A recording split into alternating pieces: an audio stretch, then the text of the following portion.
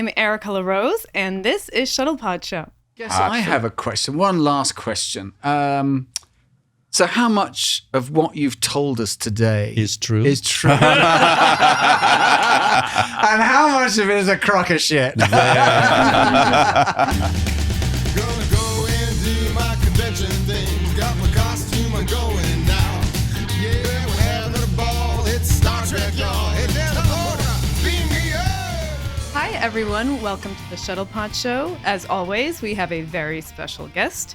I'm Erica LaRose, and now for our hosts, Connor Chenier and Dominic Keating. Hi, Erica. Hi, Erica. How are you, darling? Good, how are you? You're looking very fresh over there. Oh, thank you. More so than rinses. You mean wash? Wash. Rinse. Wash. We're nursing him along. Rinse, He has wash, many repeat. nicknames. Don't. His feelings are hurt. He's come a long way. It's okay, Wash. We need to get him repotted, I think. Yeah, we do. Yeah. We do, right?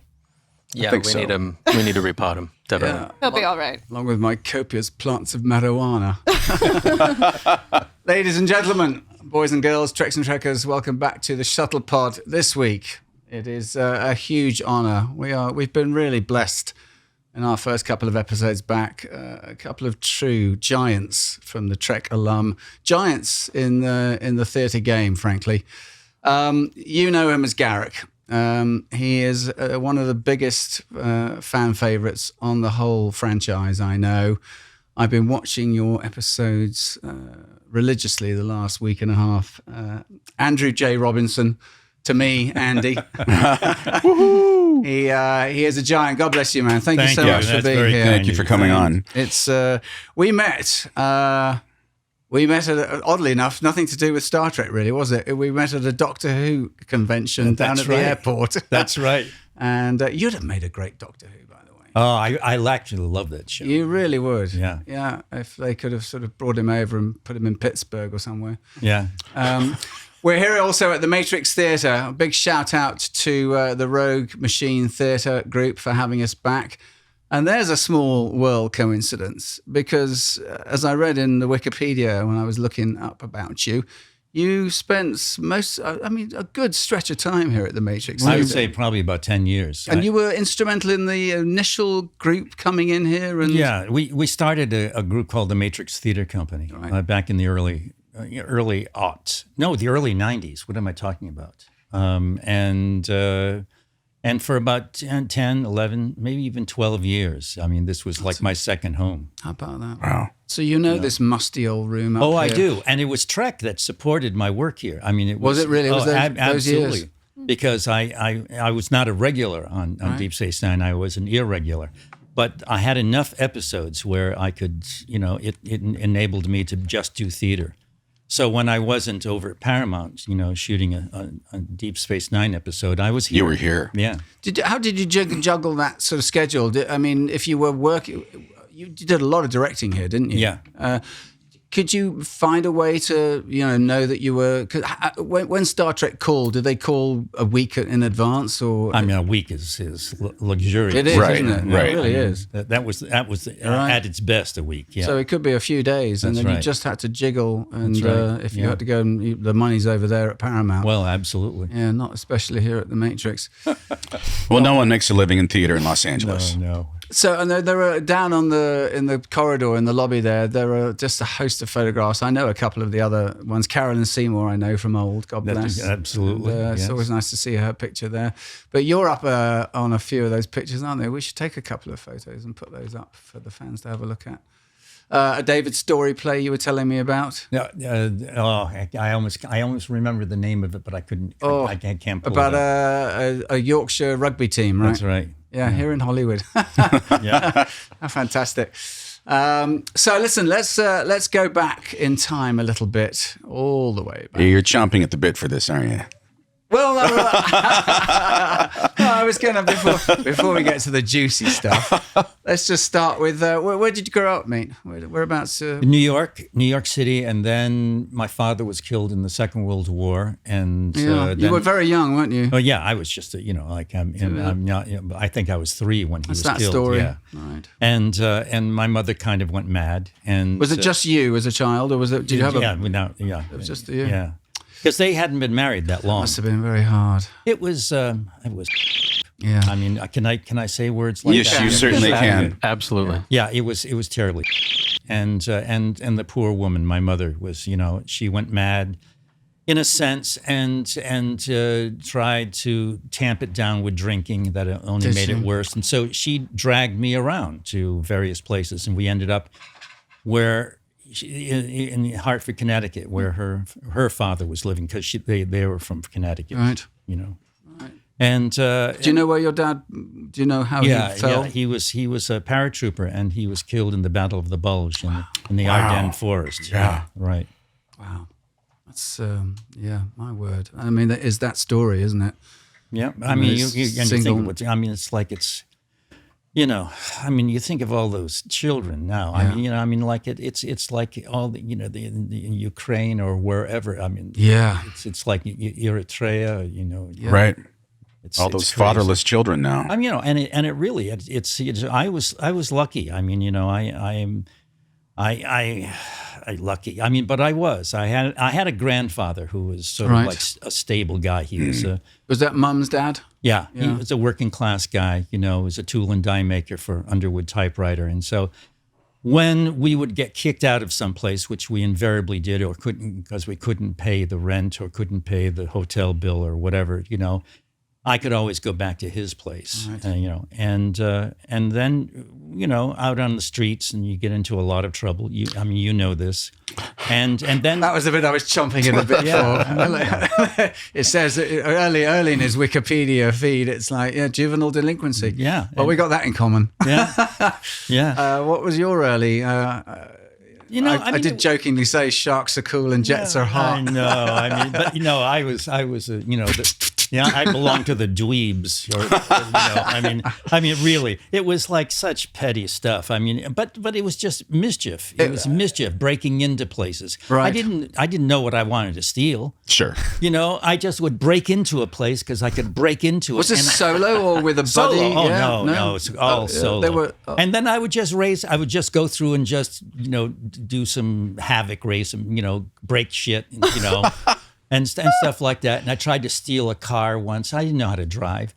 But it wasn't even trying to steal a car. Car was open. I opened it up and I was jiggling around, stuff like that. And then it started going downhill. It was on an incline. And then it crashed into another car. Oh, wow. And of course, I jumped out and ran away. And that's when I got caught on that one. How did they catch you in that day? There are people always watching, and it's that little fat kid who lives over on Main Who's Street. running away? Before then- Neighborhood Watch. That's but it was proper Neighborhood Watch. Exactly, because Right. people knew that I was such a pain in the ass.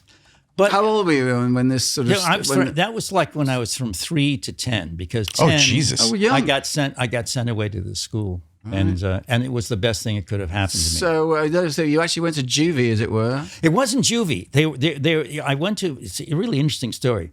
I went to juvenile court a couple of times, and the second time, the judge was going to send me to juvenile hall. The social worker, who was this woman, I'll never forget her name, Dina Newton, said, he's not a bad kid. There's a school in Rhode Island. It's a school. It's a church industrial school.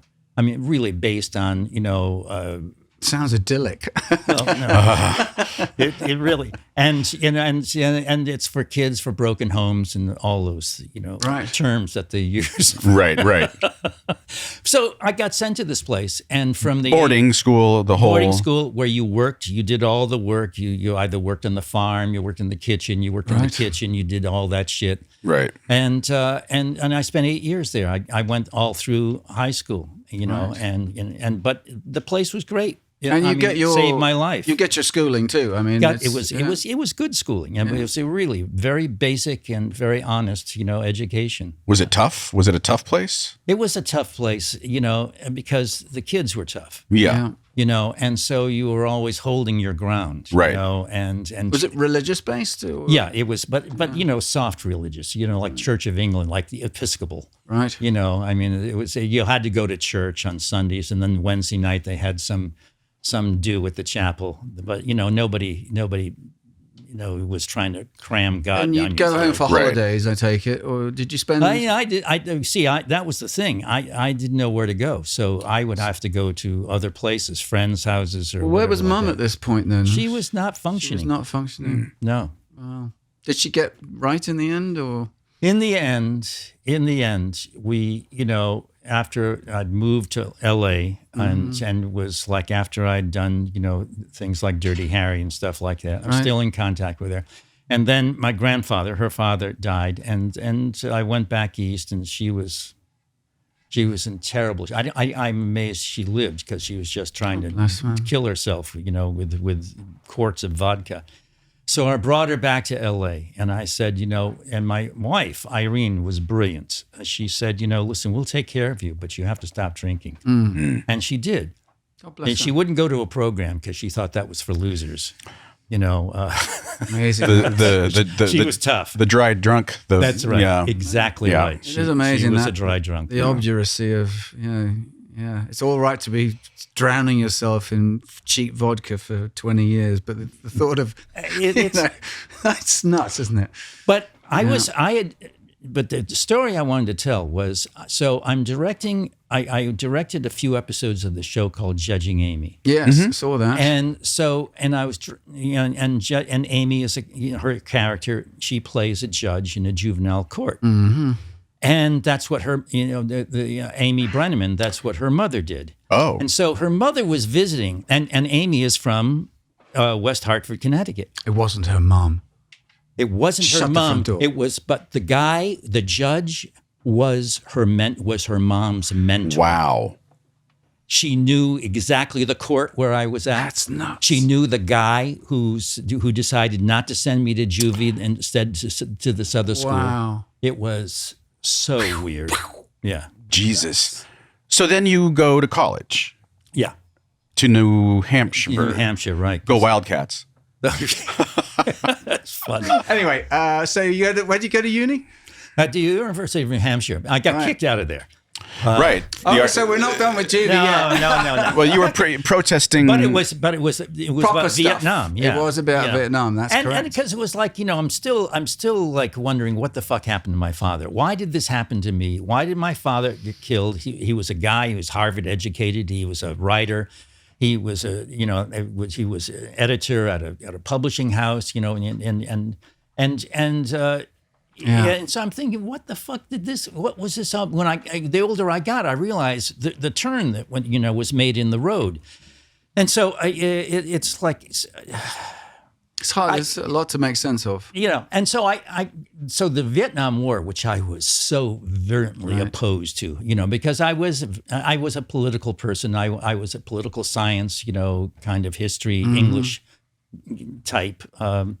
And so when two other friends of mine at the University of New Hampshire, we decided they had this ROTC drill, Reserved Officers Training Corps, which land grant colleges, which University of New Hampshire, all state universities are land grant colleges. So at the time they were required to have a ROTC program. Oh. And so we went there, and every Thursday, as well as taking classes about how to, shoot and how to, what Napoleon didn't do right at Waterloo or something like that, you had to show up at a marching ground where you all got dressed up in your, drab green woolen scratchy uniforms, and you had these old funky M1 rifles, right. and you had to drill. So we decided, fuck that. One Thursday we said we're going to picket. So we went through that place with our signs saying, ban ROTC. ROTC has no place in the university. Now, New Hampshire at the time was a very rock-ribbed Republican conservative place. Yeah. And there was, and basically there were a lot of John Birchers. And there was a guy, who ran this newspaper called the Manchester Union Leader, who was like a Bircher. And when he got wind of that, of course, everybody was, pissed off, and the football team, and the fraternities, especially the Jock House, they sent out a posse that night, looking for. We're going to get them. We're going to get them. Looking for the pinko lefties. We literally had to go in hiding. But then once this guy wrote an editorial in the Manchester Union Leader saying not only should Robinson, Klein, and Johnson be kicked out of the University of New Hampshire, they should be kicked out of the state of New Hampshire. And so essentially, that was it for me. I had to leave. Did it take a minute for you to warm up to your anti-war feelings, or was it an immediate knee-jerk reaction? Immediate, because of like what the fucking war had done to my family. Right. Yeah. And then it's like, it was immediate. All right. Yeah. So you then, you don't get your degree. They pull it from you, right? Yeah, no, you don't. And you go to the new school. I went to, and the New School for Social Research, which it was what it's called in those days, but now it's My just the sister New went School. there. Loved that place. Yeah, so did she. I was so happy there. I mean, it was the perfect place for me. I went back to New York City, which it was the right thing for me to do. Had you been doing theater? Yeah, I was doing theater at UNH. I had been doing, and also when I was at this, this school, St. Andrew's School. That's where I met when we were talking about your mentor. My mentor was at this little church industrial school in Rhode Island, and who was amazing, a great man. So what was your first sort of introduction to doing a play and thinking, oh, that's interesting? Did the Christmas play where I played Azar the shepherd boy when I was 11 years old, and I'm the one to point out, there's the star. That's where you're supposed to go, fellas.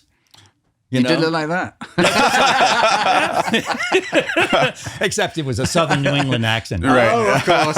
With a limp. That's right. And so the seed was planted. Limp, I'll have you know. With a staff. That's right. So you were, how old were you? About 11 or something? 11, yeah. Killing us about it. So then I became, for the next 7-8 years, I became, the star of the drama program. Did you? Right. And did you know inside yourself that this was something like, ooh, look, I did. Yeah. But in terms of doing it for a career, that was out of the question because those people were something else. But for the time being, this was a great way to to hang out. Yeah, and that attention and exactly. Yeah, and when you have an audience, exactly, you have their attention right there. That's right. Yeah. I move there, they move with me. Because I was this weird, odd, kind of fat kid that nobody paid attention to. But then got on stage and suddenly, oh, yeah, wow, yeah. Yeah, it's amazing what lighting can do. It's everything. So now, did you get your Fulbright scholarship for English or for theater? For theater. For theater. Yeah. Because after I got kicked out of the University of New Hampshire, I went back up one day. I was at the New School, and I went back up to visit some friends. And I went into this coffee shop where I was going to meet them. And this art history teacher that I had, who was a brilliant man, a great teacher, I loved his classes. He came, and he was also a big fan of my acting. He once called me out during class one day, saying if he was an Italian guy. He says if you miss the play over the weekend, you miss something. You missed a great performance. So and I thought that was shocking. But anyway, he came into this coffee shop, and he sees me, and he says, "What are you doing here?" I said, "I'm just waiting for some friends." He says, "Well, what are you doing?" And I said, well, "What do you mean?" He says, "What are you doing with your life?" I said, "Well, I graduate, and then I'm being a teacher or newspaper worker." No. He said, "You're an actor. You're an actor. You act." And I said, "Well, how do you do that?" And without skipping a beat, he explained to me that I apply to the State Department for a Fulbright scholarship to study in England, because he said England is the only place where you learn how to act. That's the only place. That's the only school that you go to. Well, how he knew this, I have no idea. So, but he explained it to me as if it were like applying for a driver's license. Right. Yeah. So I did. I was dutiful because I was in my senior year at the time, in college at the New School. Did the whole thing. Went in through a snowstorm in Manhattan to the Manhattan, School of Music, and where I had my audition with Joe Papp, and got the thing. God bless. And I thought, well, and then I found out later how many people applied, and they give is it hundreds, thousands, thousands, yeah. and they give 4 Annually, they give 4. Yeah. Wow. How long did you spend at LAMDA? A year or 2 years? A year. A year. Yeah. And then, so you come back from LAMDA. What do they give you at LAMDA? It was a great. I mean, the thing is, it was the voice stuff. Yeah. The voice of Kristen Linklater. Was she there? Yeah. And also that her voice work started with a woman called Iris Warren, Yeah. who was a genius. And then Kristen, and then other people, but it was the voice work that was brilliant. You have a terrific voice, mate. An actor's voice too, and it resounds. My mother always said that's an actor's first tool in the box. Well, that's what I think, and I think that's why everybody was bitching about the Brits coming over here and getting all these jobs. And when I started the program at USC, I said the reason they're getting all these jobs is because these guys know how to speak. These people know how to speak. Right. They have voices. And if you don't have a voice, then... But a lot of the alum having watched a lot of DS9 particularly, God, that supporting cast, the recurring roles were all you were all brilliant. They were great. They really were. I know. JG and Jeffrey. And all- Yeah. Casey, right. Yeah. we're missing out. You go down the line. Bobby. There's so There's many. tons. Yeah. and all great voices. Yeah.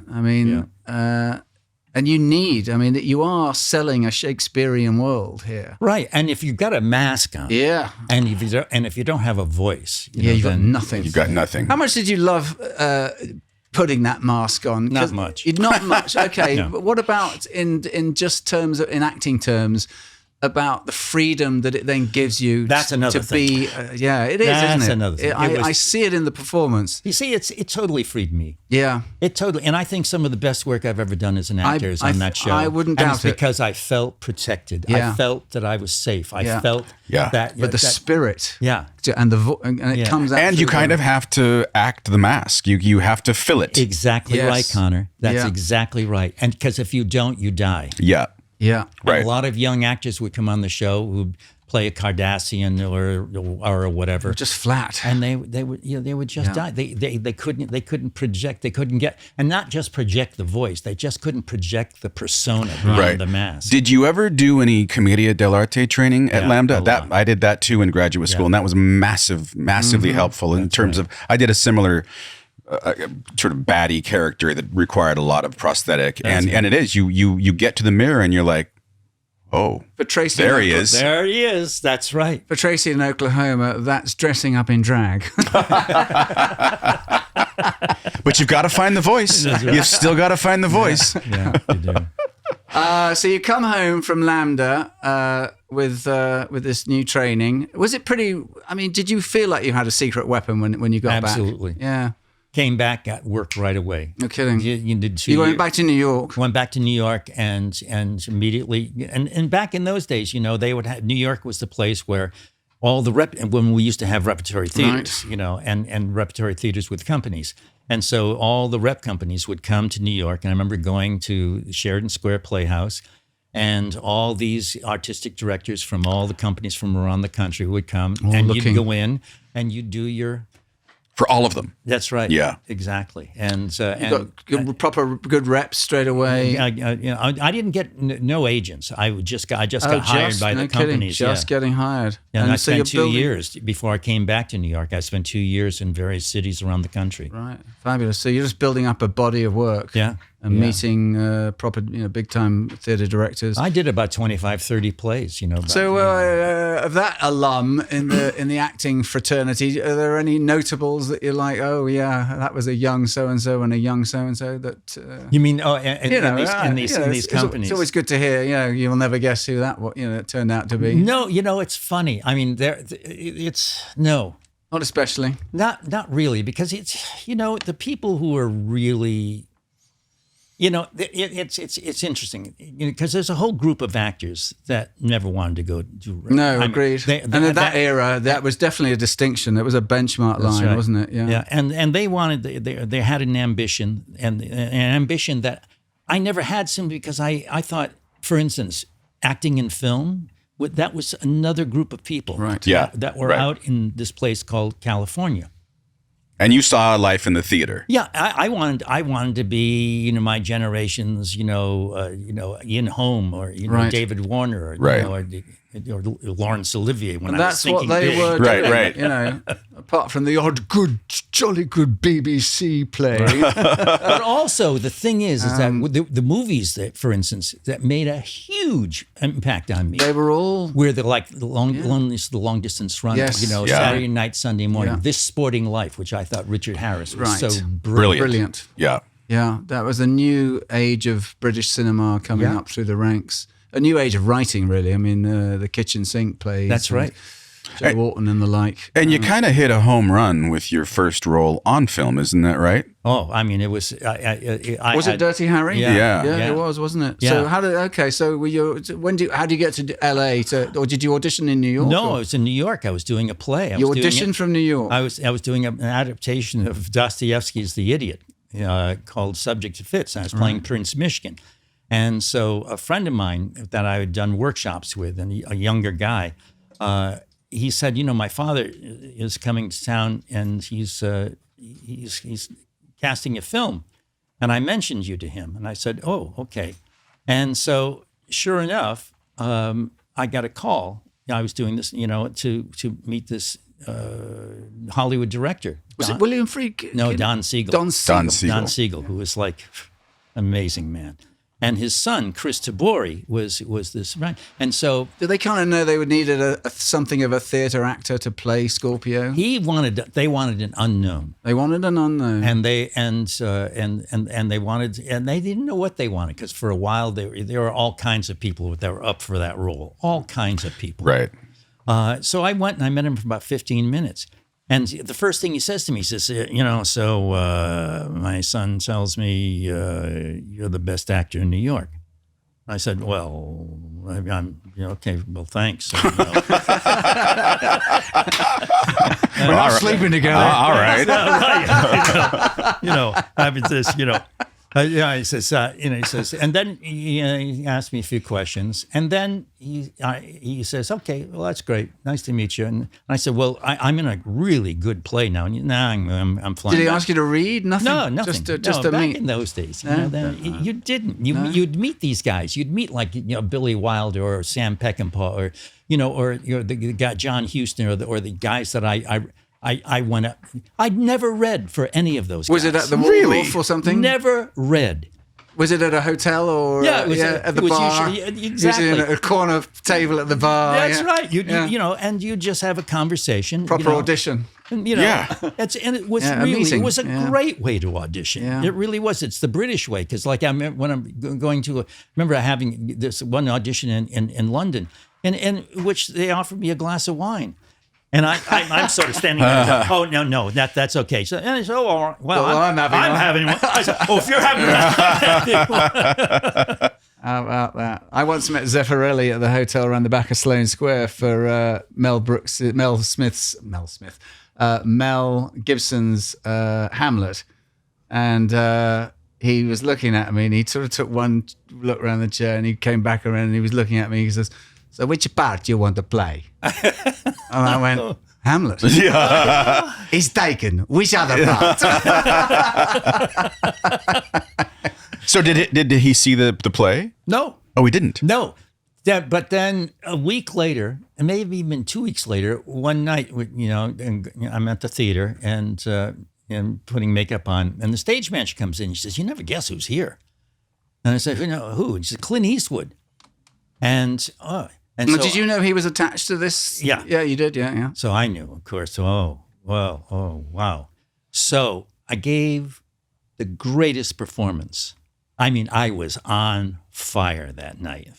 It was 2 acts. But during the first act, there was this smell in the theater. And I was on a macrobiotic diet at the time, and I'd fart a lot. And so I remember Jason Miller, one of the actors, who was playing the heavy in the thing, he sort of whispered in my ear while we were on stage. And he said, "You farting again, man." I said, No, it's not me. So it turns out, and then at intermission, the stage manager comes back and said, well, Clint Eastwood, he just left. He's not coming back for the second act. And I said, oh, okay. Well, it turns out that he was with a girlfriend who had this rabbit coat. And this rabbit coat, somehow, a cigarette but got caught in the rabbit coat, And it was burning. and it was smoldering all during the Oh first my act. God. Yeah. She was hot.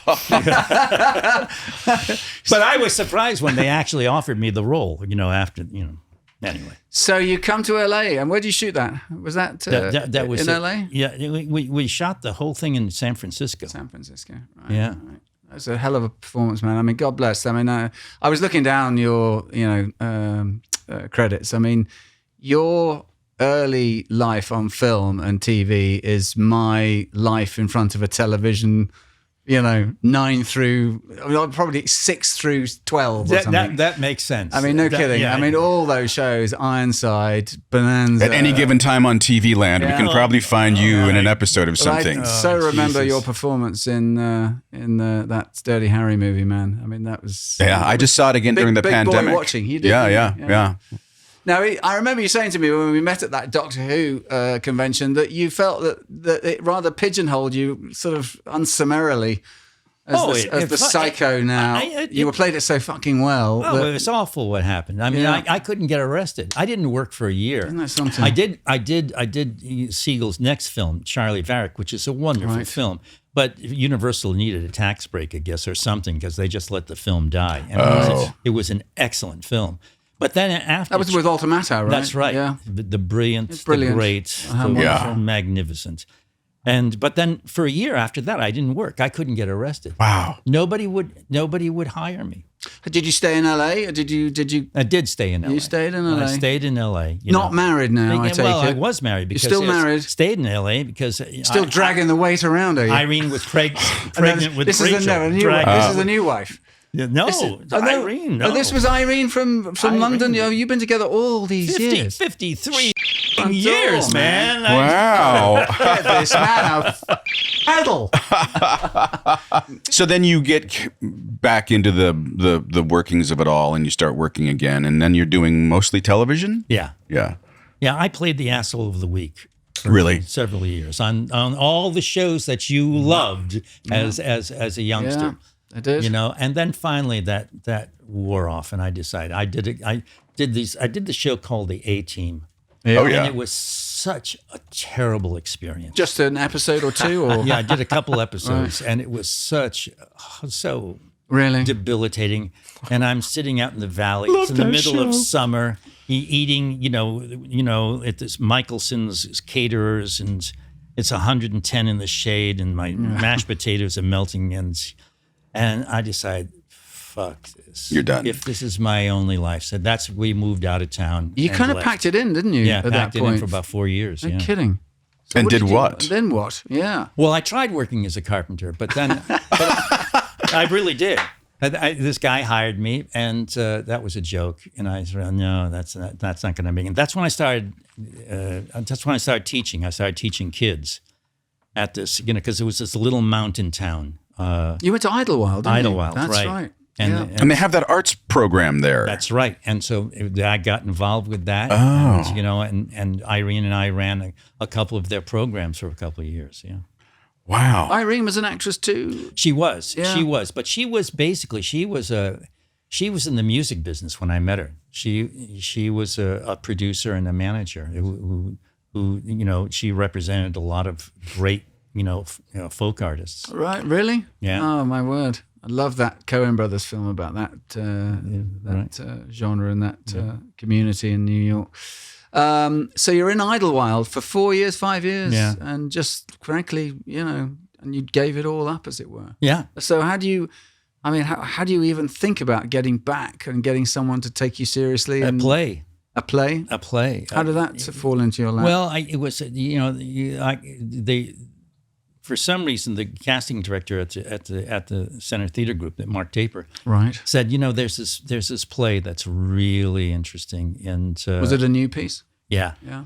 And I thought, oh, okay. So I read it, and it was extraordinary. But it was a cruncher. It's essentially a one-person piece about this guy who was, I was actually trying to escape crazy killers and stuff like that. And so, of course, this play is about this crazy killer, guy by the name of Jack Henry Abbott. But it's a real story.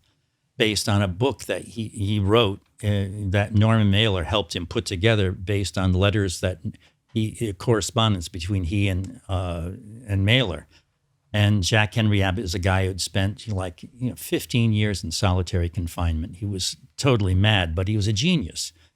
And when was his crime? When he was a serial killer, or he wasn't a serial killer, but he was a guy who was just bent, and if something happened, he just got violent. That's right. So he wasn't particularly in jail but by the time we find him in jail, now he's a violent man in the confines, right? That's right.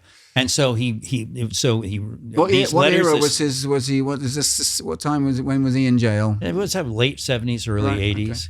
Okay. And so based on this correspondence with Mailer, where this guy is writing about what it's like to be in prison and what the prison ethos is and what that prison culture, inverted morality and so forth. Right.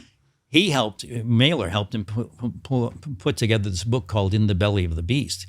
And then and then it was dramatized, and the director Robert Woodruff is a guy who was, I know that name. Yes, he's he's pretty good, isn't he? Brilliant director. Yeah. And so I went and read for that and got it, and then that changed my life. That put me back on the map as an actor, right? Not as a amazing psycho. It shows you, doesn't it? I mean, the riding of the bike, as it were, doesn't ever leave you. Once you've learned that skill. And, were you nervous when you went for that audition? I was. Did you want to get it by now? I so wanted to get it. And then I found myself when I was reading, and the reason I got hired, I found myself when I was reading it badly. It was like I was outside myself. And I got so angry that I was in rehearsal room C at the Annex over at, I'll never forget it. And I got so there. And I fucking took my fist and I punched a hole. And I didn't punch it through. I fucked up my hand. Right. But I needed to do something in the drywall to get my. Yeah. No kidding. I needed to get something. I needed to get back into my body, and then I did. I got back into my body. And Woodruff told me much later. He says, "That's why I hired you after you punched the wall." Really? Oh my God. Yeah. So what did change when you came back after the role in that play? It was like I felt like an actor again. Because I always missed. I felt like I had been exiled. Right. I loved where we were, and it was a healing place. It was a little mountain town, Idlewild, and the marriage needed healing. And my daughter had a respiratory thing. And the smog then here was awful. There was a lot of healing on all levels that needed to happen. Right. And that happened up there. Kind of amazing what that mountain does, doesn't it? Yeah. I mean, that's a very spiritual place that when you're right, Palm Springs is. So you've been up there. I have. Yeah, it is. That's exactly what it is, Connor. It was a godsend. Oh, that's amazing. So you come down from Idlewild, you do the play. The play gets great reviews. Unbelievable. It just kicks you off again. It was supposed to be. It was just a 2-week workshop, and then it ended up going to New York, going to Australia, and then going on the main stage at the Taper. Oh my God! Wow, it was a better part of 2 years. Wow. Did you go together? Yeah. Yeah. Yeah. How fantastic! Had you kept your house? No. We because we were broke. And we had to sell everything when we moved up to Idlewild. Right. Yeah. Wow. So you finished the play, and then we must be getting close, I feel, to you coming to Star Trek. That was the next one. No kidding. How about that? I think it was Liberace helped. Oh, I want to. Oh, that's right. We gotta talk about that. Prepared me for Garak, because I always think of Liberace and Garak. If anyone sounds like Liberace, it's bloody well you, sir. Wow. He was a huge. What a fantastic role. You loved it, didn't you? I had such a great time. Yeah. I mean, it was wonderful. The furs. It was big. You must have been brilliant. I can see it now. I was never good at sort of kitchen sink sort of stuff. I mean, I can do that, but. No. Give me Liberace. Right. Give me furs. Give me a costume that's made out of furniture pads. And what did this was a showpiece, wasn't it? This was a theatre piece. Was it a film piece? It was a film piece. When we used to have the ABC Movie of the Week. Yeah. And what did it? Okay, so now we saw the Michael Douglas thing with Matt Damon, and Right. that got pretty, close to the bone of Liberace. That was a, This was another version of another of the version. man. This was the showman. Hallmark version. Yeah, Yeah, that's this- right. yeah. Yeah, Right. no. He's still around at this point, I imagine. Yeah. Alive. That's right. Oh no, Was he gone by then? he was gone. He had just recently died, which is why they were dueling TV movies about Liberace. Well, no kidding. Yeah. Did you sing? Yes. LAMDA. You went to LAMDA. Did you sing any of the songs, or did you? Yes, I did. You did. God bless you, mate. I'll be seeing you when all the but anyway, that was yeah. I had to convince them to let me sing that. That was his signature. Well, I was going to say they probably wanted to dub it with some They other did. one. Yeah, they usually did. do in those, especially that era. and you So- play the piano? No, No. but I faked it very Sure, nicely. yeah. I'm always amazed by That's that. easy. Do it riding a horse. I'm brilliant. I do. I'm one of those actors. Do you know how to ride a horse? Yes. Oh, yeah. Motorcycle? Yeah. Yes. Yeah, oh, yeah. But I got caught with the motorcycle. You did? Oh, yeah. I got caught with playing guitar. I got caught. I got cast in a fucking play. I don't know, 3 weeks from rehearsals, and I'm like, I just bought a flat. I was painting the baseboard, and I was like, the fuck. I told him I can play the guitar, and I rang my agent. I said, I can't do this. She went, get a guitar and learn. Yeah. That's it. Yeah. I got caught with magic. Can you do magic? Sure. Oh, my God. Had to work the next morning at 6:30. No kidding. Oh, Close at hand. It's a terrible feeling. Isn't It's it? awful. They sent me down. gagging. When I told my agent that I didn't know magic, she was like, "You're working in the morning. All right. God damn it. You're going to go down to Katz's Deli." I was living in New York. Katz's Deli? Yeah. You're going to go down to Katz's Deli. I've got a magician friend. He's going to meet you there and teach you a few things. I was there until do they close? We were there very, very late. And by the time I left, I had poster putty all over my body. Because all I had to do was show the coin, hide the coin, show the coin. That looks easier than it is. Oh, yeah. And then also talk. Yeah. Had to go work the next day, and we go in to rehearse. It's my first job on film ever. I'm doing soap opera, and I come in, and I'm just like, I had it. I swear to God, I can do had this. it in the loop. Yeah, I swear to it God. started with a quarter. It had to be a whole silver dollar. So the lady comes in who I've got the scene with, and she looks at me, and we rehearse this thing, and she goes, "You don't know how to do that, do you?" And I said, "I'm sorry, I don't." And she goes, "Okay, guys, all right, we're going to shoot it from here." That's exactly. I mean, that's the film business. Yeah. When they found out, when I got on this 10,000 megawatt Kawasaki that cops ride, and I tried to get on it, and then it fell down, and I nearly broke my leg. Right. They, without skipping a beat, okay, bring the rig over. Right. Yeah. They're all liars. That's it. And by the way, Jeff, you owe me 20. That's it. God, we will say anything, sell anyone. That's it. Yeah. Especially when the rent's due. Yeah. And yes, I love you. Right. We're not That's selling even more trouble. I love you dearly. So let's get to Star Trek then. So you finish up on the Liberace, and then how'd you get this call for Garak? Well, I went up originally for Odo. Oh, And- that's right. And so I went up there a few times, and it got down to three of us: Garrett, Graham, Renee, and myself. And of Crikey, course- that's tough, isn't it? And all good Gary actors. Graham? Yeah, Really? Wow. yeah. Another game. a part of the whole crew. I mean, That's right. we And had then him a Renee lot. bitched for 7 years about wearing the makeup. Yeah, Yeah. I know. But that was part of Bless his, you, Renee. but that was part of his character. It Yeah. was great. I mean, that grumpy thing, because Renee could be just so grumpy. Right. Yeah.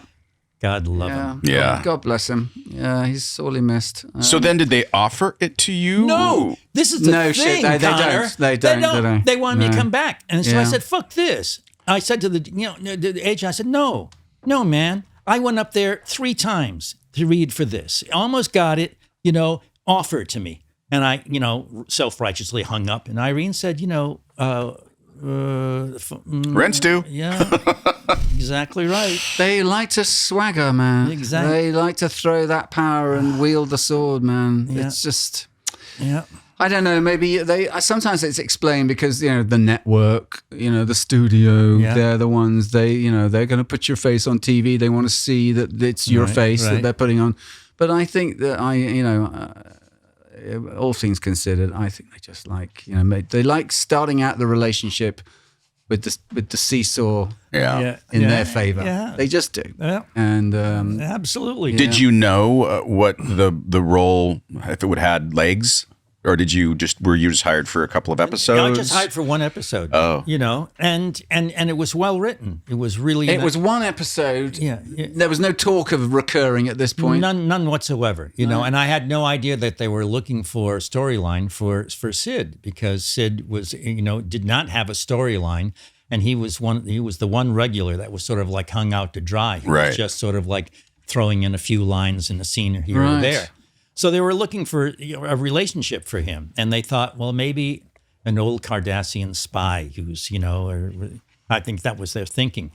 But the great thing, the reason I'm convinced I got the job is because I didn't know a Cardassian from a... Yeah. You didn't know Star Trek, really, did you? No, I did not watch Star Trek. Never watched Star Trek. And so I thought, Jesus, what is this? And I'm reading it and I'm looking at it and I'm thinking, well, okay, you're playing an alien. This is not you're a humanoid alien, obviously, but you're still an alien. And so what do aliens, do they have genitals? You're asking all these questions that you're supposed to ask as an actor and so forth. So I didn't know. But then when they started making me up, I realized, and I'm kind of claustrophobic. I thought, this is disaster. Oh, great. This is disaster. It is hellacious, that makeup. Mate. It's terrible. And then because they want Cardassians to be bulked up, they make these costumes out of furniture pads. I mean, it's heavy. Right. And then when they put the wig on me, I felt sealed, and I thought, who do I fuck to get out of this? Yeah. How can I? And I really seriously considered, because the claustrophobia was happening. I was sweating like a pig. Yeah. The whole thing, it was horrible. I looked in the mirror, and that thing that you said earlier. Like, oh, there it is. Yeah. There it is. The actor shows up again. Holy Christ, this is amazing. And then the next thing that happened was when I walked on set to do the very first scene with Sid, I saw Sid. And he was one of the most beautiful young men I have ever seen in my life. And I thought, wait a second. I want to f*** this guy. This is what this is about.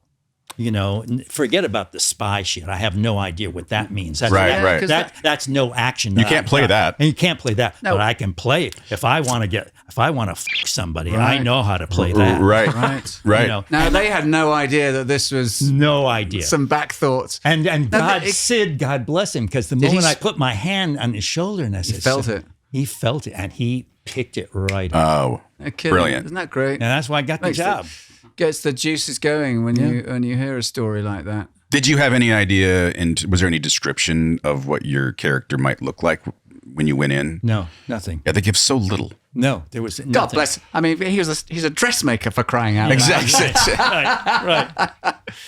Right. And he kind of talks, flamboyantly. Yeah, that's and, right. Exactly. Larger than that's life. why I felt like he was a cousin of Liberace. It's funny. I was going to say you've just come out of Liberace. Yeah. I mean, did you know? Did you get a feeling during that week of shooting the episode that there could be more? This might have a storyline to it. Nobody said anything. Nobody did. And all my life, doing these shows, it's always been a one-off. I mean, sometimes, a JAG or or some show they'll bring the character back, but I imagine you died quite a bit in your baddie days. Died all the time. Yes. Yeah. All the time. So they always tell you, like, if you haven't died by the end of the episode, you might come back. And I kept on expecting Garak. I kept on expecting to open up that next Garak script and finding out, okay, that's it. He gets it. Right. Right. So you do, how many episodes did you do that first season? Just one or two? Just one. Just literally just the one. Just the one, yeah. No kidding.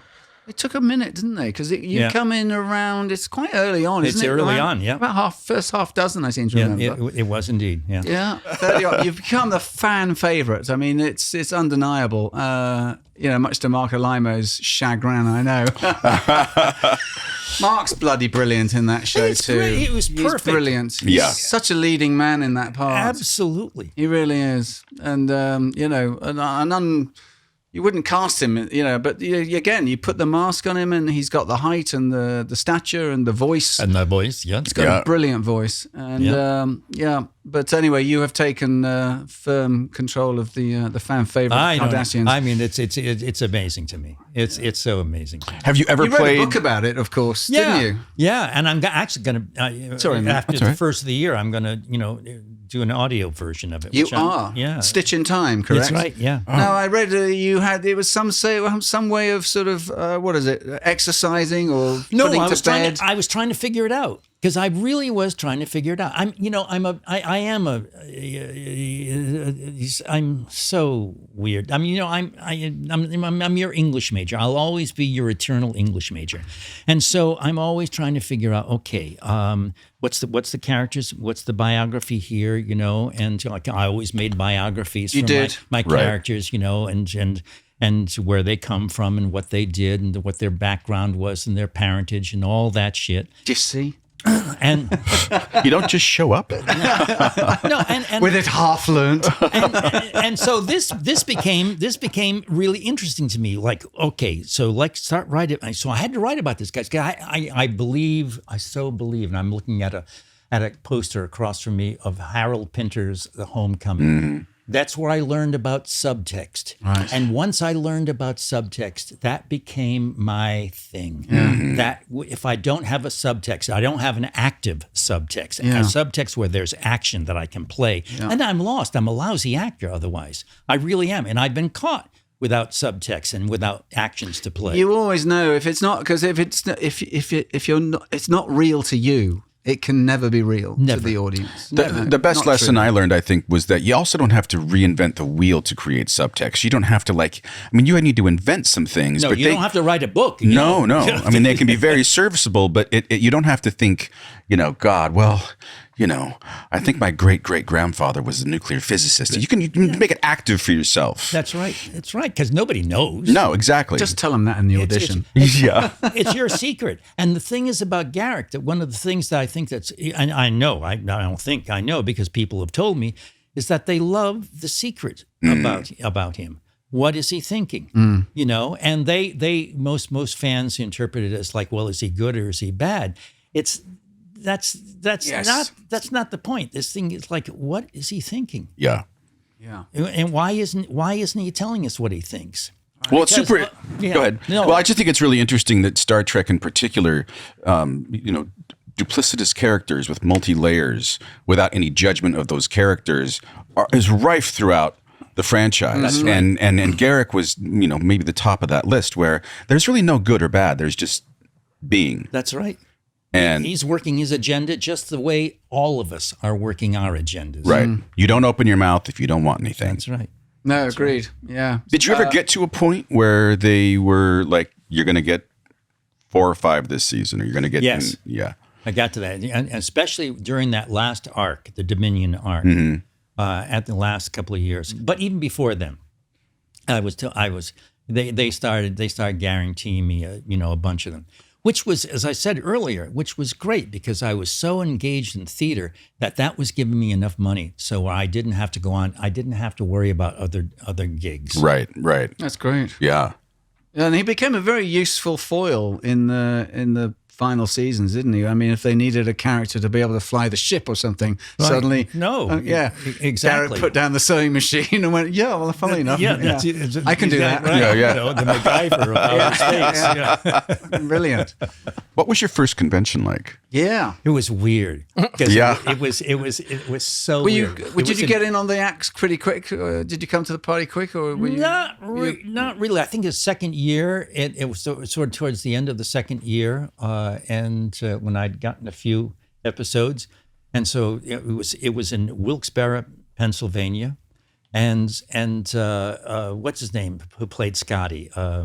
Jimmy Doohan. Jimmy Doohan. God bless. Yeah, God bless him. I met him at my first one, I think at Phoenix, Arizona. Yeah. I think he wasn't long for the world after He that.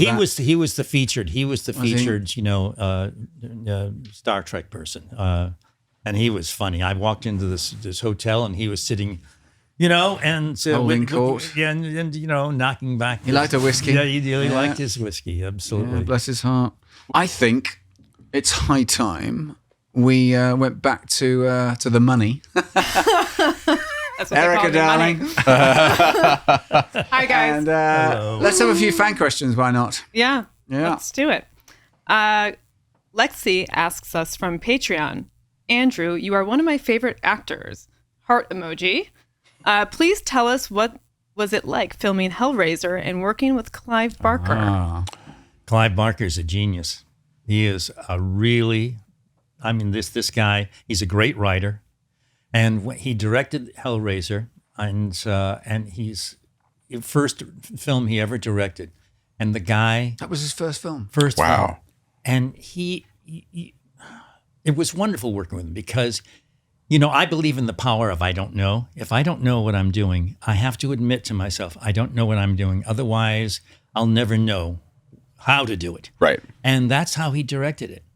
And it was wonderful. He had a really good DP, I take He had a it. great DP, Yeah. absolutely, and it was a joy to work with. He's really extraordinary. He's had a lot of health issues, since then. But at the time, he looks like this choir boy from Liverpool. Really? This innocent face. Have you ever read his books of blood? No. They're amazing. Quite Really? If you like this stuff, but Right. but it's so beautifully written. It's as good as King or Really? any of those. Really? Yeah. That reminds me, you get the part on the Clint Eastwood movie because they thought you looked like a choir boy? Well, that's what Siegel very good. That's what Siegel said after the fact. I don't know if that was what he was thinking. Maybe he thought that when he met me. Yeah. Right. That choir boy look. Oh, God, I hankered for that. I almost got cast in a commercial, and apparently when I left the room, the lady said, "That's our guy. Every mother's nightmare." That's great. I would put that on my tombstone. Yeah, exactly. That's our guy. Every mother's nightmare. What else we got? What else we got? Great. Mike Piazzoni asks us via email, does being a beloved character in Star Trek balance out your portrayal or fans' opinions of Scorpio in Dirty Harry? Oh, an interesting question. Yeah, there is a balance, I guess. I don't know. It's like it's another role. It's another role that I never expected. Like Scorpio and Dirty Harry. I didn't think anything. I didn't even want to do that movie because I read it and I was so unschooled about film. Right. I didn't know how to read a film script. Right. And I thought, well, there's nothing happening here. This is what's going on. You don't see the screen time, do you? No, particularly. No, because I don't visually see. I'm so language oriented. Right. Right. So I had, and it took my friend Stacy Keach, who I went to drama school with. Oh. Another Yeah, juvenile delinquent. Yeah, another juvenile. and he was my go-to for sophisticated because I thought, well, Stacy knows all this shit, because he was always in it, and he sort of like sat down with the script and he did this, ripping the page after page. He says, "This is brilliant. You're going to be able to do all kinds of stuff with this." I said, Really? "Oh, okay." How about that? Wow. How was Clint? Did you enjoy working with him? Clint is like it's like working with this is a guy who's been around, who paid his dues, was a studio contract player, and he went through all of the stuff that he went through. He really did. He really didn't. There was nothing special. There, no big deal. He was very workmanlike. He was, and he had a great work ethic. Mm-hmm. And This was the first of those films, wasn't it? Yeah, it was the first of the Dirty Harrys. Yeah. He really was just coming off of the spaghetti western Right, stuff. Yeah. right. So they were pretty popular, weren't they? That sort of cemented him a bit as as something of a film, Right. icon. What else we got? Okay, we have a question from Nancy Congdon from Patreon. What is your all-time favorite role, and why? No, that's so hard because there's a lot of roles. I mean, stuff. Not being dad, then. Yeah, no. Oh, God. I gave up. Oh, jeez. I mean, Good on you, mate. no, yeah. I mean, like, Being a father. no, Jesus. I mean, like for instance, Sure. as much as I put down all those 1 hour shows that I did, there were a few that really happened. Like there was a Kojak that I did with.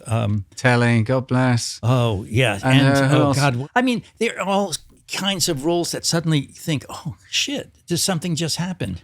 Yeah. And it's like, certainly Garak is the longest running of those. I mean, so I mean, Garak was such a gift, and it was the gift that just, and it's still now. Keeps on giving. Yeah. baby. It still keeps on giving. Right. Yeah. Yeah. God bless you guys. Yeah, God honestly. bless you. God bless you. And Star Trek really did change my life. I Yeah, mean, no kidding. Yeah, it touche. enabled me to build up my career here at the Matrix, which then it was like. It's a manna from heaven. It truly is. Yeah. It really is an extraordinary. I guess we knew it at the time, but it really has. It's deepened that love and appreciation, and it's really reciprocally deepened over the years. And here we are, still. It's funny how you look back on your career at a certain point and you can really identify or pinpoint specific moments that had it gone one way or the other, yeah. That's right. how different it would all be. It would have been very different. Yeah. Yeah, exactly. Yeah. What do you got? This question is from X-Ray from Patreon. Was the Obsidian Order thread in there from the beginning or layered in as the character matured? I didn't even know about the Obsidian Order until, several seasons later. Because I knew they never gave me any background. I think they were making it up as they went along. I saw the documentary recently. They were making it up as they went. That's true. It's official. True. But they're bloody good at it. They are. Man, they dance. Absolutely, They dance every week on their toes, mate, to bring that next episode. And it's quite extraordinary. And the Obsidian Order only became really a thing when Paul Dooley played my father in Nabrantane and that storyline. But up until that point, I didn't even know if I was really a spy. If that was the case. You were a tailor. That's right. And a tinker. tailor. That's right. That's right. And it was there for the looking. That's right. you guys had a deep pool of writing skill in your writer's room. That's right. I mean, God bless Michael Piller. He was an extraordinary. He was, and he was a good man too. Yeah. He was a kind man. yeah. Yeah, I have to say, I really didn't have much of a knowledge about DS9 until a month ago, perhaps. And I got to say, it's one hell of a cast and one hell of a show. It truly is. And it got better. It really did. It got better. Yeah, from having seen the documentary, God, their early reports from the fans were even worse than ours. We're taking on water. It was truly quite. I love this. They opened the whole documentary with castmates, yourself included. I think reading from fan reactions. That was not good. No, it wasn't hilarious. Good. Really, it wasn't good. That's why they the paying public. That's why they speeded up. Whatchamacallit, Kate's show. Voyager. Yeah. Is that right? Because we had very little time where we were just by ourselves. Right. Because when we first came on, it was a couple of years that Next Gen was on, and then. So you crisscrossed with them a bit at the end, and Voyager, okay. And Voyager at the end. Right. So there were I think maybe 2 seasons where we were free and clear. Just free and clear. Yeah. Right. Well, funny. I don't think they were still married, but Casey and Roxanne, right? Did they meet in the no. cafeteria? I think they they were well done. That's right, they were well done. But he happens to keep cast in DS9, and they're crossing over with Voyager, bump into and they each have to other in cross the, each other. Right, and that was a tempestuous relationship. Yes. Yeah. Oh my God. That's it for the fan questions. Yeah, I have a question. I'm from Hartford, Connecticut. Oh, you're from Hartford. Curious to where I you forgive you. live. I'm from a small town outside of Hartford, but Which town? Rocky Hill. Oh, Rocky Hill, of course. Yeah, that's right near. You know, Isn't that an ice cream? Should do be. you know? Did you ever go? I on Main Street, literally Main Street. Do you know where the Wadsworth Athenaeum is? Yeah, It was right down the street from the Wadsworth Athenaeum. that's where you live. Yeah. Oh, nice. Yeah, Yeah. you were close by to me. Oh my God. I guess I have a question. One last question. So how much of what you've told us today Is true. Is true. And how much of it is a crock of shit? It's all true, especially the lies. That's right. Andy, I think it's been absolutely just a joy to have you, No. mate. Yeah, Listen. thank you so much. Oh, you guys. I mean, Thank you honestly, so much. Dominic, Connor. I mean, this has been a real pleasure for me. Thank you. Well, Thank you listen, for us as well. There may be another time, you know. Listen, before we go, I know you said you were doing a little play, weren't you? Yeah, I mean, it's a play. It'll open. It'll be in L.A. sometime, I think, in the spring. Right. You know. Yeah. All right. You know. Well, be sure to let us know. Absolutely. We'd love to come and support but that. I'm excited about. I'm going to be able to play Garak doing this audio book without the makeup. So that's good. Oh, that's great. Yeah. Actors act. That's it. God bless. It's been a joy, mate. Thank you so much, pal. Bet. Thank you. All right, guys and Whoa. girls, you heard it first here. All the lies. But they're well told.